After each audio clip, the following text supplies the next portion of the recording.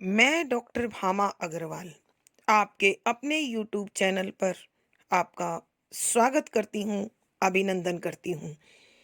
आइए प्यारे बच्चों, आज हम तुलसीदास द्वारा रचित कवितावली उत्तरकांड से विविध भाव चित्र शीर्षक सवैयों का अध्ययन करते हैं। इन पदों में कवि गोस्वामी तुलसीदास जी ने कहा है कि प्रभु श्री राम से ज़्यादा शक्तिशाली और दानवीर कोई और नहीं है। यदि इस संसार में किसी व्यक्ति को कुछ मांगना चाहिए तो वो प्रभु श्री राम से ही मांगना चाहिए, क्योंकि प्रभु श्री राम जिस पर कृपा कर देते हैं उसे इस संसार में कभी कोई कमी नहीं रहती। उनके दान देने के बाद वह व्यक्ति जो किसी किसी से मांग रहा है उसके मांगने की प्रवृत्ति ही समाप्त हो जाती है। इस संदर्भ में उन्होंने विभीषण और हनुमान जी के उदाहरण भी दिए हैं। उन्होंने कहा है कि प्रभु श्री राम दरिद्रता, मनुष्य के मन के विकार और उसके करोड़ों संकटों को अपनी कृपा रूपी तलवार से क्षण में काट देते हैं। कवि कहते हैं कि जो मनुष्य भारत में अच्छा जन्म लेकर मानव शरीर को प्राप्त करता है और विभिन्न प्रकार के मौसम जो देश में समय समय पर बदलते हैं कि भीषणता को, कठोरता को सहन करता है, वह फिर भी प्रभु श्री राम के स्मरण को, भजन को नहीं छोड़ता, उससे ज़्यादा बुद्धिमान व्यक्ति इस संसार में कोई नहीं है। कवि यह भी कह रहे हैं कि इस संसार में यदि मैं किसी भी व्यक्ति से किसी प्रकार का कोई रिश्ता रखना चाहता हूँ तो उसकी पहली शर्त वह प्रभु श्री राम का भक्त होना चाहिए, क्योंकि अगर कोई व्यक्ति ऐसा नहीं है तो उसे इस संसार में जीवन निरर्थक व्यर्थ करने के सिवा कुछ नहीं किया है। कवि आगे कहते हैं कि सीता और राम का सुंदर रूप भक्तों की आँखों के लिए उतना ही महत्वपूर्ण है जितना एक मछली के जीवन में जल होता है। और कवि बता रहे हैं कि इस संसार में सभी ऋषि मुनियों ने, ज्ञानी ध्यानियों ने, मनीषियों ने यह बात अच्छी तरह से जांच ली है, परख ली है, पहचान ली है कि वही इस संसार की परम शक्ति है जो प्रभु श्री राम के नाम से जाने जाते हैं। अन्यथा यह संसार केवल दुखों का घर और मिथ्या जाल जंजाल है। और जो व्यक्ति प्रभु श्री राम को छोड़कर इस मोह माया के जाल जंजाल में फंसता है वह महामूर्ख है। प्रभु श्री राम की दयालुता का वर्णन करते हुए कवि कहते हैं कि जो व्यक्ति प्रभु श्री राम की कृपा का पात्र है उसे संसार में कभी कोई अनिष्ट या कष्ट झेलना नहीं पड़ेगा। संसार का कोई भी तत्व उसे कोई हानि नहीं पहुंचा सकता। खुद का उदाहरण प्रस्तुत करते हुए कहते हैं कि मेरा जन्म होते ही मेरे माता पिता ने मुझे त्याग दिया और विधाता ने भी मेरे भाग्य में कोई अच्छा काम नहीं लिखा। मैं इस संसार में अपमानित हुआ और अपना पेट भरने के लिए कुत्ते की भांति ललायित दृष्टि से दाता की ओर देखने लगा। परंतु जब मैंने एक बार प्रभु श्री राम के सामने अपनी इस त्रासदी को प्रकट किया, अपने पेट की भूख को प्रस्तुत किया, तो उन्होंने एक क्षण में ही मेरी सारी विपदाओं का हरण कर लिया। आगे कवि तत्कालीन समाज की सामाजिक और आर्थिक परिस्थितियों का वर्णन करते हुए लिखते हैं कि भारत में रहने वाला प्रत्येक वर्ग, चाहे वो ऊंचे से ऊंचा कर्म कर रहा है अथवा अपना पेट भरने के लिए निकृष्ट कर्म कर रहा है, तो सब एक ही चीज की दौड़ में दौड़ रहे हैं, वो है मनुष्य का पेट और पेट की भूख। इसका स्वरूप बताते हुए कवि कहते हैं कि समुद्र में लगने वाली आग भी पेट की आग के सामने छोटी है और इस आग को प्रभु श्री राम अपनी कृपा से समाप्त कर देते हैं अथवा इसका समाधान ढूंढ देते हैं। कवि ये भी कह रहे हैं कि जो वर्तमान स्थिति है वो ऐसी है कि व्यापारी के पास व्यापार नहीं है, किसान के पास जमीन और खेती नहीं है, भिखारी को भीख नहीं मिलती और लोग अपनी रोजी रोटी और काम न होने के कारण बहुत परेशान हैं, चिंता में डूबे हुए हैं। तो कवि प्रभु श्री राम से विनती करता है कि वेदों, पुराणों और संसार के व्यवहार में यह बात स्पष्ट हो गई है कि संकट के समय में प्रभु श्री राम की कृपा सबसे बड़ी शक्ति है।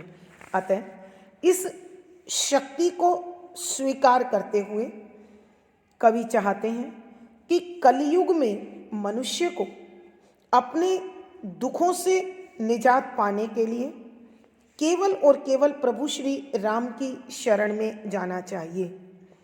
एक साधारण सा रास्ता, पूर्ण विनम्रता के साथ भाव समर्पण और अपने जीवन की बागडोर उनके हाथों में सौंप देना मानव के हर कष्ट की मुक्ति का एकमात्र साधन है। कवि कहते हैं, मैंने तो इस साधना को स्वीकार कर लिया है, अब संसार के लोग मेरी वंदना करें या मेरी निंदा करें, मुझे भला कहें अथवा बुरा कहें, मुझे इस बात से कोई लेना देना नहीं है और ना ही कोई फर्क पड़ता है। तो अपने इसी प्रकार के भावों को कवि इन अगले पदों में स्पष्ट करते हैं, सवैयों में स्पष्ट करते हैं। पद संख्या 7। मातु पिता जग जाई तजो, विदहून लिखी कछु भाल भलाई, नीच निरादर भाजन कादर, कूकर टूकन लागी ललाई, राम सुभाव सुन्यो तुलसी, प्रभु सो कहो बारक पेटु खलाई, स्वार्थ को परमार्थ को रघुनाथ सो साहेबू खोरी न लाई। प्रसंग प्रस्तुत पद हमारी हिंदी की पाठ्य पुस्तक मध्यकालीन काव्य कुंज में संकलित गोस्वामी तुलसीदास विरचित कवितावली उत्तरकांड से विविध भाव चित्र से लिया गया है। संदर्भ, इस पद में तुलसीदास जी संसार को प्रभु श्री राम की भक्ति का संदेश देते हैं और कहते हैं, जिसने एक बार प्रभु की शरण में स्थान पा लिया, फिर वह संसार के सिर माथे पर जीवन जीता है। प्रमाण के लिए वो अपने जीवन का उदाहरण प्रस्तुत करते हुए कहते हैं कि व्याख्या, शब्दों के अर्थ साथ साथ मातु माता, पिता पिता, जग संसार जाई जन्म देकर तजो छोड़ दिया, विदिहु ब्रह्मा जी न नहीं लिखी लिखा कछु कुछ भाल मस्तक में भलाई सुख। कि तुलसीदास जी कहते हैं, मैं प्रभु श्री राम की कृपा से जिनको स्वार्थ और परमार्थ दोनों का लाभ प्राप्त हो जाता है, मैं उसका एक सशक्त उदाहरण हूँ।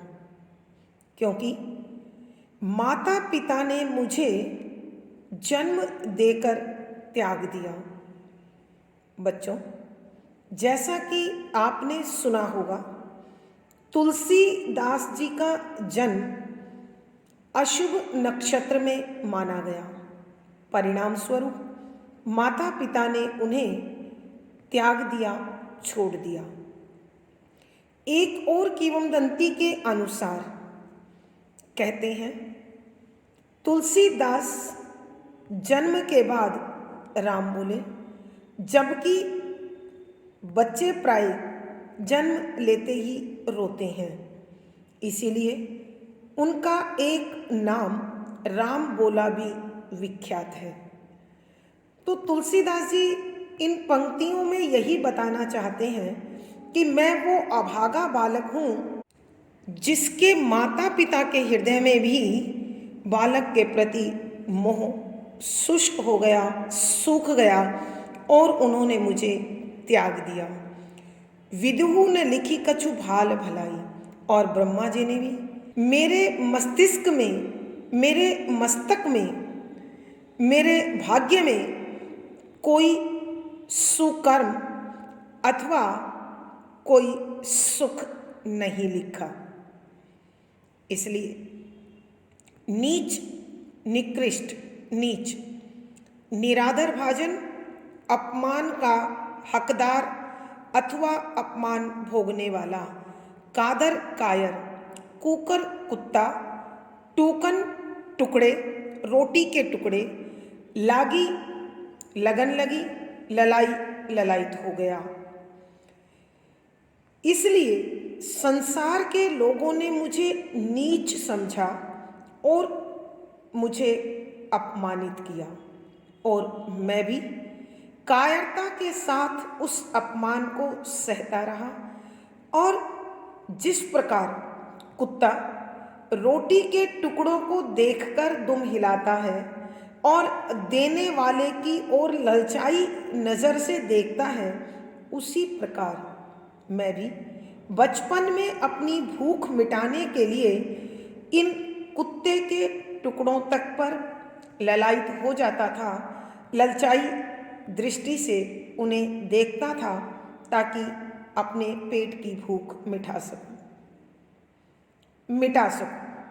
राम स्वभाव सुनो तुलसी, तुलसीदास जी कहते हैं, जब मैंने रामो राम स्वभाव प्रवृत्ति सुन्यो सुनी, प्रभु सो भगवान से कहो बता दी, बार एक बार पेटू पेट की खलाई, भूख के विषय में, कमी के विषय में, अभाव के विषय में। कि तुलसीदास जी कह रहे हैं, जब मैंने प्रभु श्री राम के स्वभाव के विषय में एक बार सुना तो मैंने जाकर उन्हें अपने पेट की भूख के विषय में कह दिया और अपने जीवन के अभावों को उनके सामने प्रस्तुत कर दिया। फिर तो स्वार्थ को परमार्थ को रघुनाथ सो साहबू खोरी न लाई।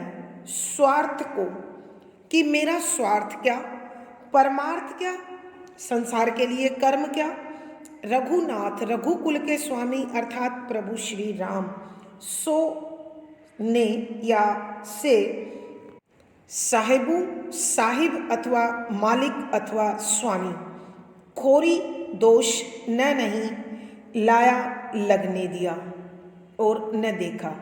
कि फिर तो प्रभु श्री राम मेरे ऐसे स्वामी बने, ऐसे मालिक बने कि उन्होंने मेरे भाग्य में लिखे सारे दोष को मिटा दिया और इस संसार में न स्वार्थ के लिए और न परमार्थ के लिए मुझे किसी प्रकार का दोष झेलना पड़ा, कमी झेलनी पड़ी, और मैं संसार में सुखपूर्वक यश पूर्वक सम्मान पूर्वक जीवन जीने के लायक हो गया।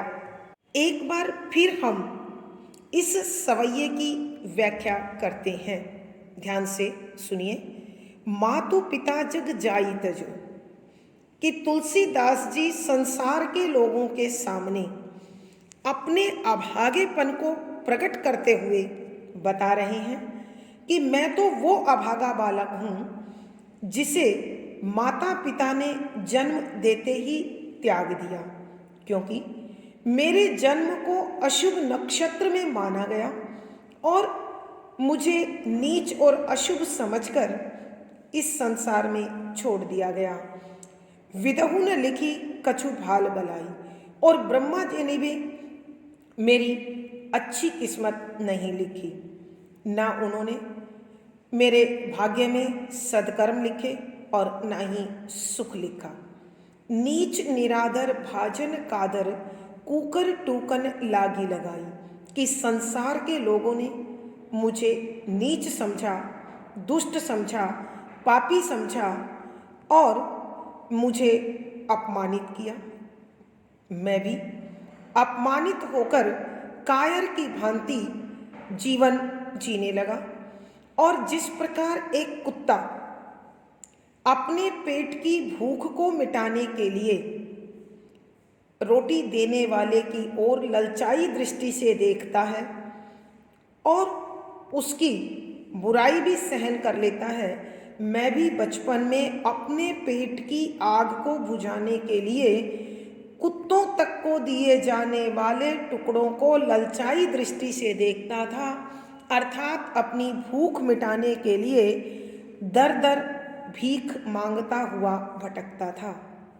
राम सुभाव सुनो तुलसी, प्रभु सु कहो बारक पेटु खलाई, कि तुलसीदास जी बताते हैं जब तुलसी ने राम जी के स्वभाव के विषय में सुना तो उसने प्रभु श्री राम से केवल एक बार अपने पेट की भूख, अपने जीवन के अभावों के विषय में प्रार्थना की और सहायता के लिए पुकार की।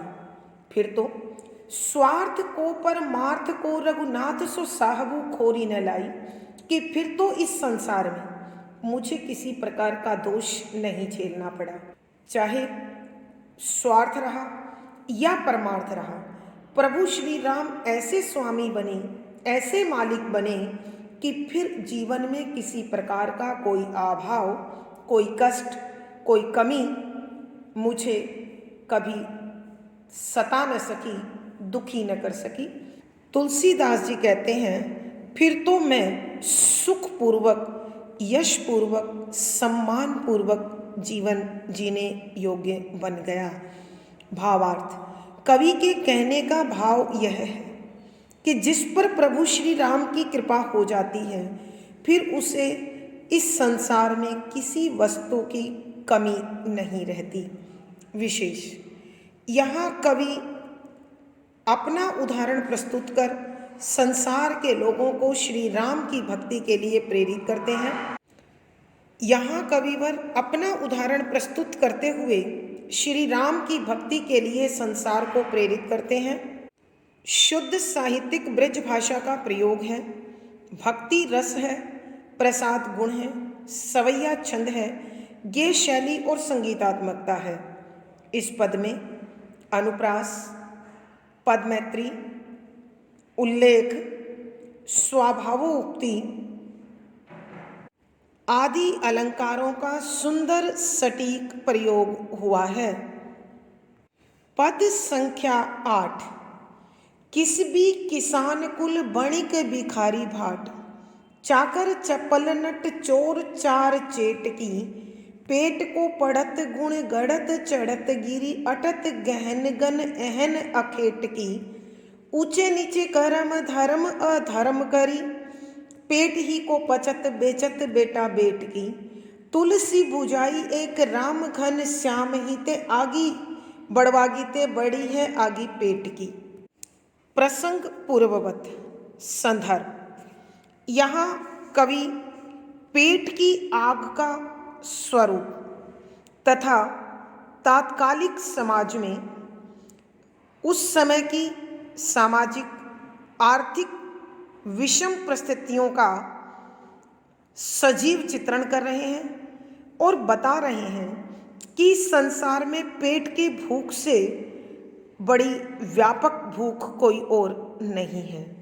क्योंकि एक पंक्ति अर्थ कर रहा अनर्थ सारी, यानी पेट की आग को बुझाने के लिए इस संसार में प्राणी न जाने कैसे कैसे ऊंच नीच कर्म करते हैं और जीवन यापन करने की कोशिश करते हैं।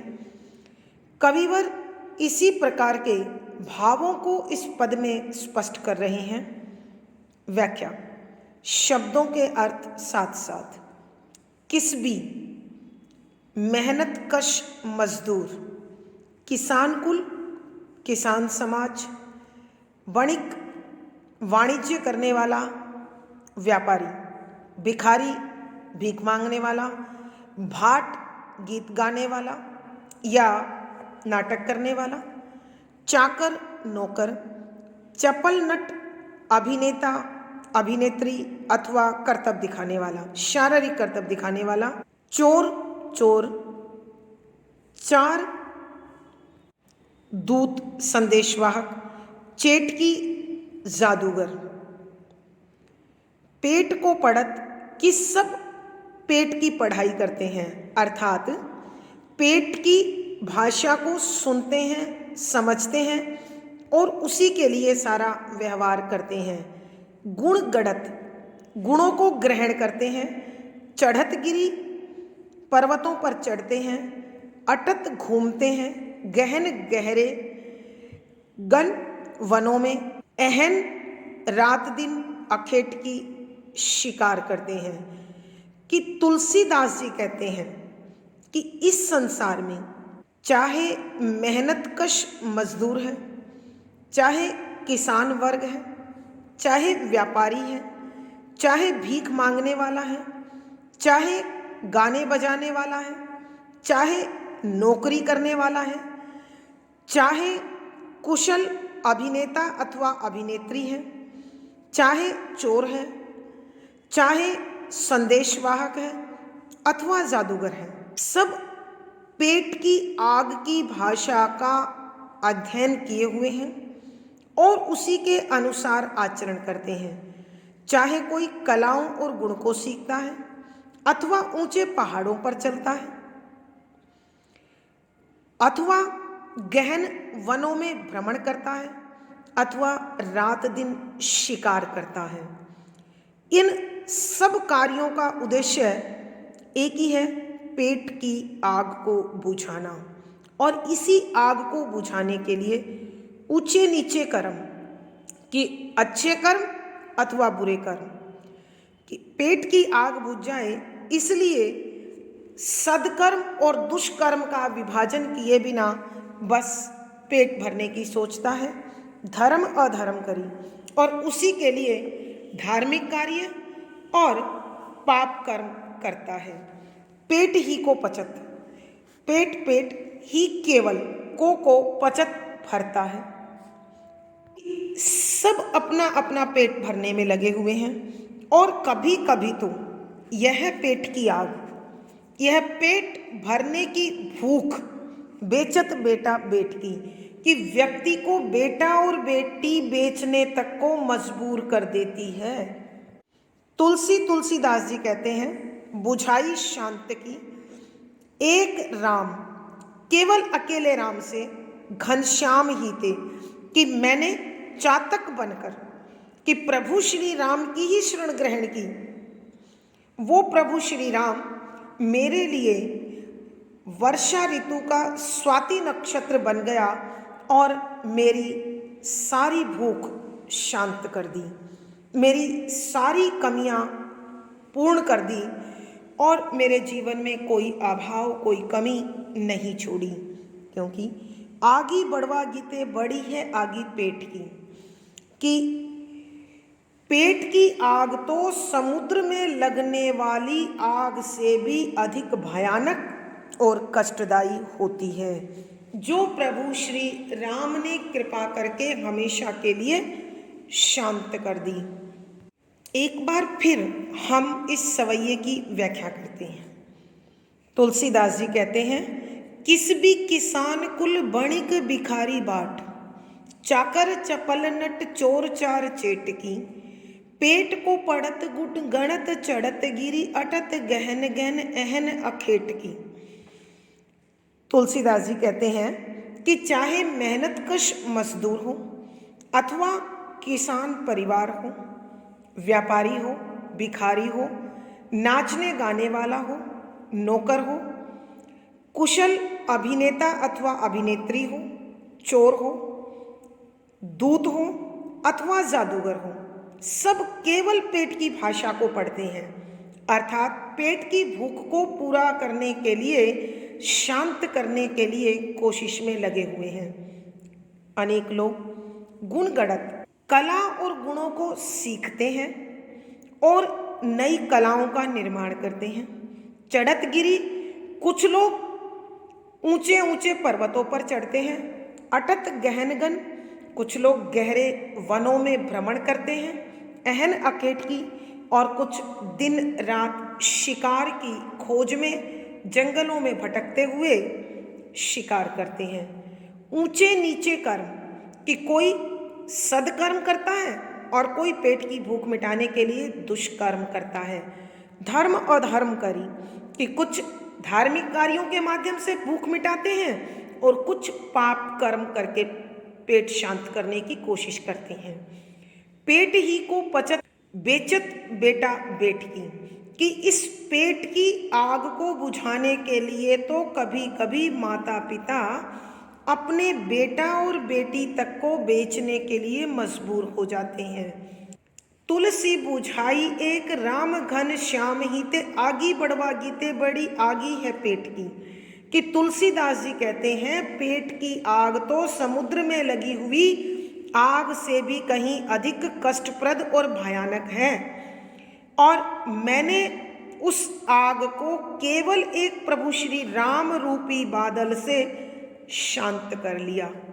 कब कर लिया? जब मैंने चातक की भांति दृढ़ संकल्प धारण कर लिया कि मैं अपने सभी स्वार्थों को पूर्ण करने के लिए सिर्फ प्रभु श्री राम की शरण को प्राप्त करूंगा। जब मैंने ऐसा व्रत धारण किया तो प्रभु भी उस व्रत की आन रखने के लिए बादल बनकर आ गए और मेरे जीवन पर खुशियों की बरसात उन्होंने कर दी। अर्थात कवि कहते हैं, इस संसार के सारे सदकर्म और दुष्कर्म पेट की आग को बुझाने के लिए होते हैं, लेकिन जब मुझ पर प्रभु श्री राम की कृपा हुई तो फिर मुझे किसी भी प्रकार के दुष्कर्म की ओर या अन्य लोगों की ओर ताकना नहीं पड़ा, देखना नहीं पड़ा। भावार्थ, कवि के कहने का भावार्थ यह है कि जिस पर प्रभु श्री राम की कृपा हो जाए उसे संसार में कोई कमी नहीं रह सकती। विशेष यहाँ कवि ने तात्कालिक समाज की सामाजिक और आर्थिक विषमताओं का चित्रांकन करते हुए सभी प्रकार के अभावों की समाप्ति के लिए प्रभु श्री राम की शरण में जाने का संदेश दिया है। शुद्ध साहित्यिक ब्रज अवधि भाषा का प्रयोग है। भक्ति रस प्रसाद गुण है, सवैया छंद है, गेय शैली और संगीतात्मकता है। बच्चों, यहाँ पर अनुप्रास, पदमैत्री, उल्लेख, रूपक, स्वभावोक्ति, उदाहरण आदि अलंकारों का सुंदर सटीक प्रयोग हुआ है। पद संख्या 9। खेती ने किसान को, भिखारी को न भीख बली, वणिक को वाणिज्य ने, चाकर को चाकरी, जीविका विहीन लोग सिद्धमान सोच बस, कहे एक एक सो कहाँ जाई का करी, वेद हूँ पुराण कही लोक हूँ विलोकियत, साकरे सबे पैराम रावरे कृपा करी, दारिद दसानन दबाई दूनी दीन बंधु, दूरित दहन देखी तुलसी हाहा करी। प्रसंग। प्रस्तुत पद हमारी हिंदी की पाठ्य पुस्तक मध्यकालीन काव्य कुंज में संकलित गोस्वामी तुलसीदास जी द्वारा रचित कवितावली उत्तरकांड के विविध भाव चित्र से लिया गया है। संदर्भ। इस पद में कवि तुलसीदास जी मध्यकालीन समाज की सामाजिक और आर्थिक विषमताओं का सजीव चित्र प्रस्तुत कर रहे हैं। कवि कहते हैं कि केवल प्रभु श्री राम एक ऐसा व्यक्तित्व है, ऐसे प्रभु हैं, ऐसा चरित्र है जो गरीबी से पीड़ित, भूख से पीड़ित उस समाज को संपूर्ण सुख साधन दे सकता है। इसलिए उनकी कृपा के लिए हमें उनकी शरण में चले जाना चाहिए। व्याख्या। शब्दों के अर्थ साथ साथ खेती न किसान को कि आज समाज की ऐसी स्थिति है, किसान के पास खेती नहीं है, ना तो उसके पास अपनी जमीन है जिसमें वो खेती कर ले, और ना ही दूसरों के खेतों में उसके हाथ को काम मिल सकता है। भिखारी को न भीख, और भिखारी यदि दर दर भटक ले तो भी उसे पेट की भूख मिटाने तक भीख प्राप्त नहीं होती। वणिक को वणिज कि ना ही व्यापारी के पास व्यापार है, न चाकर को चाकरी, और ना ही नौकर के पास नौकरी है। जीविका विहीन लोग कि आजीविका से रहित संसार के लोग, जीविका माने आजीविका, रोजी रोटी का साधन, विहीन से रहित के बिना लोग, संसार के लोग सिद्धमान सोचवश, सिद्धमान चिंतित हैं, सोचवश इस शोक के कारण कि सारे के सारे संसार के लोग आज एक ही बात को लेकर चिंतित है कि किस प्रकार परिवार चलेगा, पेट की भूख शांत होगी और सांसारिक जीवन का निर्वाह किया जाएगा। कहे एक एक अंशों, कहे माने बातचीत करता है, एक एक अंशों की हर एक व्यक्ति दूसरे से यही बातचीत करता दिखाई देता है। कहाँ जाई का करी, कि कहाँ हम जाएं और क्या करें। वेदहु पुराण कही, वेदों और पुराणों में कहा गया है। लोकहु विलोकियत कि मैंने इस संसार के व्यवहार में इस बात को अच्छी तरह देख लिया है। साकरे सभे पैराम, साकरे संकट से घिरे हैं, सबई सब लोग, पे पर राम राम रावरे कृपा करी, आप ही कृपा कर दीजिए। दारिद दरिद्रता गरीबी, दशानन रावण दबाई दबा रखा है दुनी दुनिया को। कि कवि तुलसीदास जी कहते हैं वेदों में कहा है, पुराणों में लिखा हुआ है, और लोक के व्यवहार से मैंने यह बहुत अच्छी तरह देख लिया है कि सब पर संकट छाया हुआ है, लेकिन प्रभु श्री राम आप सर्वोत्तम हैं, सर्वश्रेष्ठ हैं, इसलिए आप ही कृपा कर दीजिए। क्योंकि दरिद्रता रूपी दशानन ने, दरिद्रता रूपी रावण ने इस सारी दुनिया को अपने बलपूर्वक दबा रखा है, घेर रखा है, और आप दीन बंधु हैं। आप गरीबों के, असहायों के, लाचारों के, बेसहाराओं के सहायक हैं। दुरित दहन देखी तुलसी हाहा करी।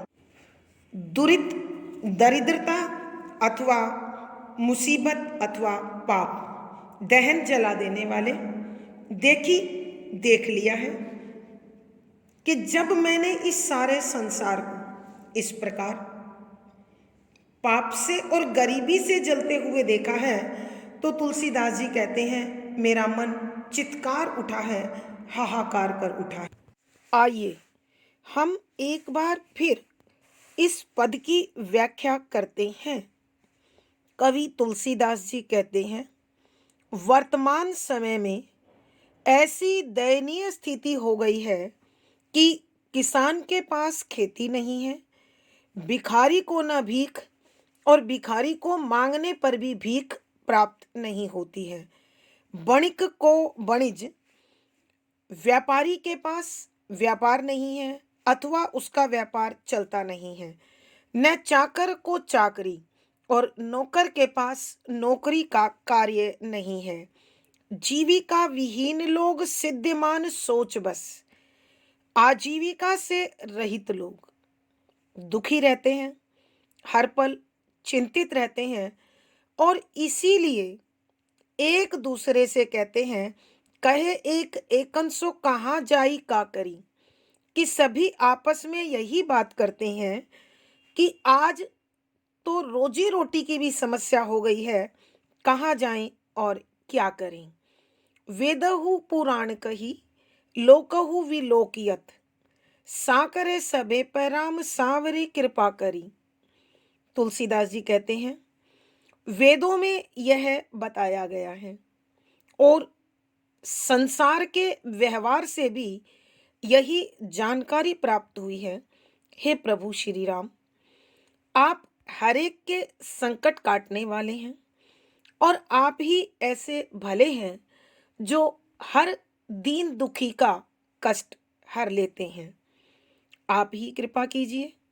दारिद दसानन दबाई दूनी दीन बंधु, दूरी ते दहन देखी तुलसी हाहाकारी। कि तुलसीदास जी कहते हैं, आज सारे संसार को गरीबी रूपी राक्षस ने दबोच रखा है। हे दया निधान, हे असहाय गरीब और बेसहारा के साथी, इस गरीबी और संकट को जलाकर राख कर दीजिए। इस मुसीबत की घड़ी में तुलसीदास त्राहिमाम त्राहिमाम करते हुए, चित्कार करते हुए आपकी शरण में आया है।